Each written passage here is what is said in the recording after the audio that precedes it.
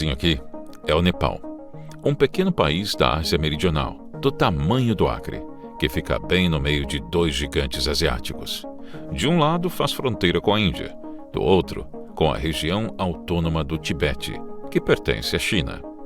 Um país que não se destaca no cenário global, a não ser pelo formato único de sua bandeira triangular, muito diferente de todas as outras.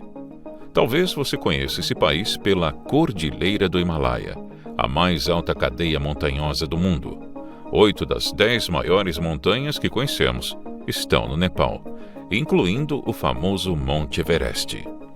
Por causa dos morros e precipícios, o Nepal abriga o aeroporto mais perigoso do mundo, com uma pista extremamente curta e inclinada. Foi lá que Buda nasceu. No entanto, apesar da curiosidade histórica, 80% do país é hindu.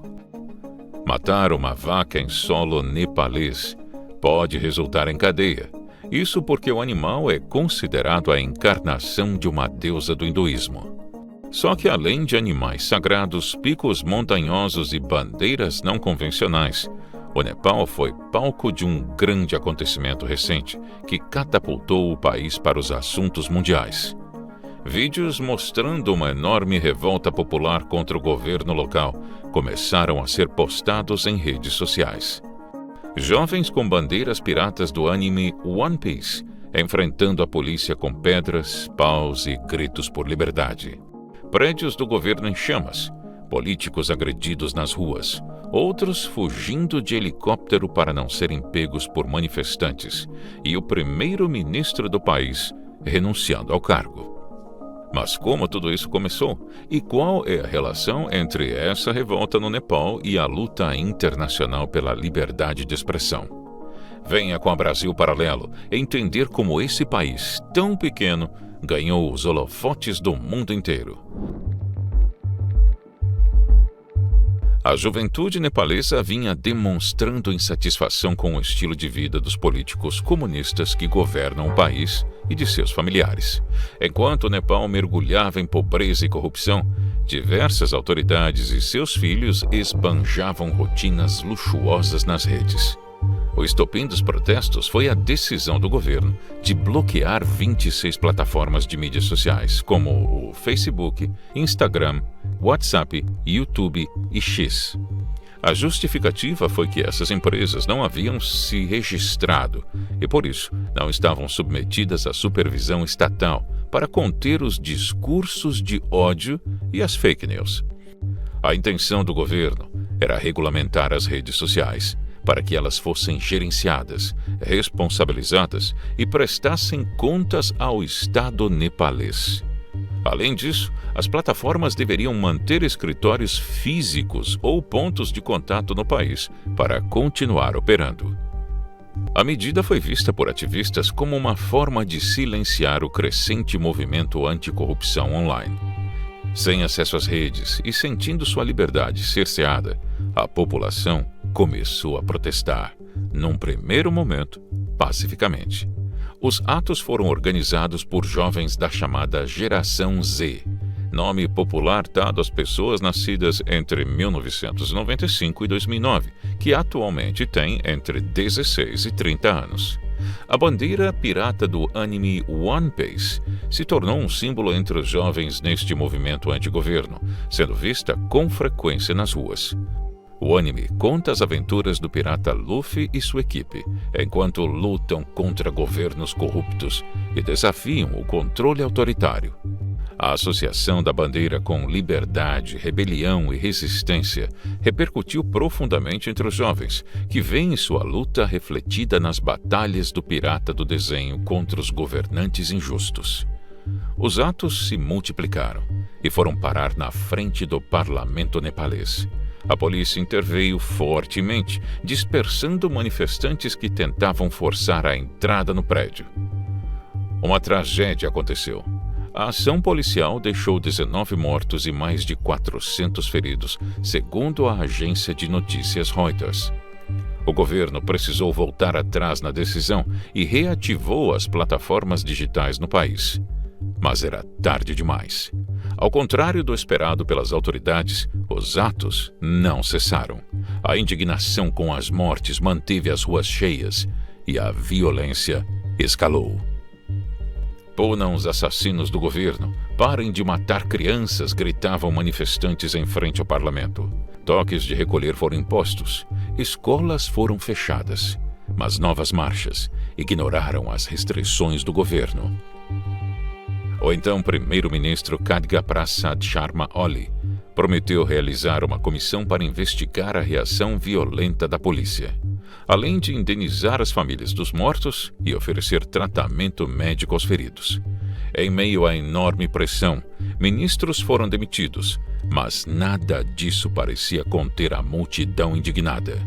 O líder do Nepal se isolava ainda mais em seu governo, que a essa altura parecia frágil como um castelo de cartas.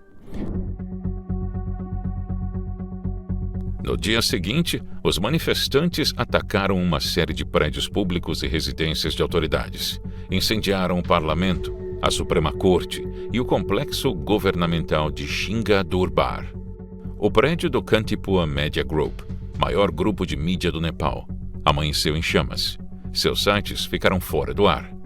As cenas das chamas consumindo casas inteiras de políticos e as diversas instituições do governo repercutiram nas redes e nos principais canais de TV do mundo. Uma bandeira comunista localizada na sede do partido foi arrancada de seu mastro, enquanto a multidão nas ruas comemorava. Casas de figuras públicas foram atingidas e seus pertences queimados. Entre os alvos estava a residência do primeiro-ministro, do presidente, do ministro do Interior e da ministra de Negócios Estrangeiros, que teve sua casa invadida e foi capturada pela multidão. O ministro de Finanças foi perseguido por manifestantes e atacado na rua.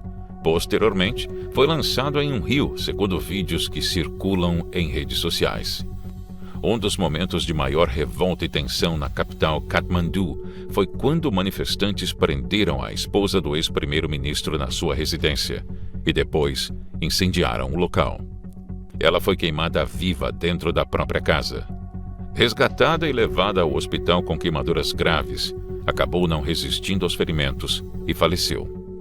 O aeroporto de Katmandu chegou a ser fechado. Helicópteros do exército transportaram autoridades políticas que tentavam escapar da ira dos manifestantes para locais mais seguros. Encurralado, o primeiro-ministro do Nepal renunciou em meio ao caos dos protestos. Nesse cenário, os olhos do país se viraram para Balendra Shah. O rapper e engenheiro de 35 anos é o atual prefeito de Katmandu. Campanhas online defendem que ele é o cotado para ser o próximo primeiro-ministro do país.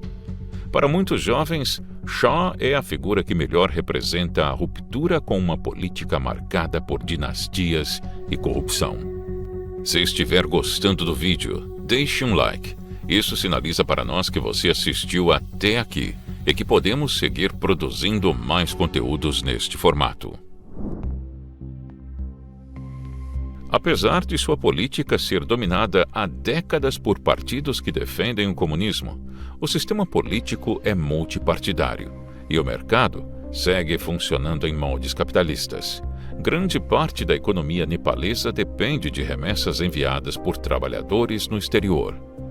Desde as eleições de 2008, quando a monarquia foi abolida, partidos marxistas, maoístas e socialistas têm maioria no parlamento e no executivo. Atualmente, o país é governado por uma coalizão de partidos de esquerda. O comunismo chegou ao Nepal no final da década de 1940, inspirado sobretudo pela Revolução Chinesa.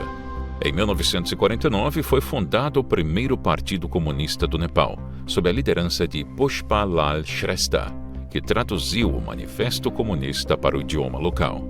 Entre 1996 e 2006, o Nepal vivenciou uma guerra causada pelos comunistas. O conflito resultou em mais de 13 mil mortos. O movimento maoísta mobilizou camponeses contra a monarquia e chegou a controlar várias áreas.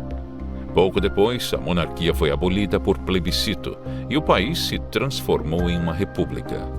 Comunistas entraram na política institucional e venceram as eleições de 2008, dividindo o poder com outros partidos de esquerda. Desde então, a esquerda nepalesa segue fragmentada. Há várias siglas de esquerda disputando o poder. Hoje, o Nepal mantém uma democracia parlamentar instável, marcada por trocas constantes de governo. O futuro do país é incerto. A população, e especialmente os jovens, se mostra cada vez mais frustrada com a corrupção, o desemprego e as tentativas de restringir liberdades. O movimento se encaixa em uma série de eventos recentes na região. Os governantes de Bangladesh e do Sri Lanka também foram derrubados por manifestações semelhantes. Mas a história nos ensina que nem sempre o grito das ruas abre caminho para a liberdade plena. A Primavera Árabe, que começou em 2010 com jovens exigindo democracia no Oriente Médio e no norte da África, mostrou como uma revolta pode derrubar regimes, mas também abrir espaço para a instabilidade e a ascensão de novos regimes autoritários. O mesmo ocorreu em protestos de Hong Kong, na Venezuela e em outros pontos do mundo, onde a esperança inicial foi seguida por dura repressão ou retrocessos. O Nepal entra em uma delicada fase de transição. Os protestos que derrubaram o primeiro-ministro devem causar mudanças no cenário político nacional. Mas ainda é cedo para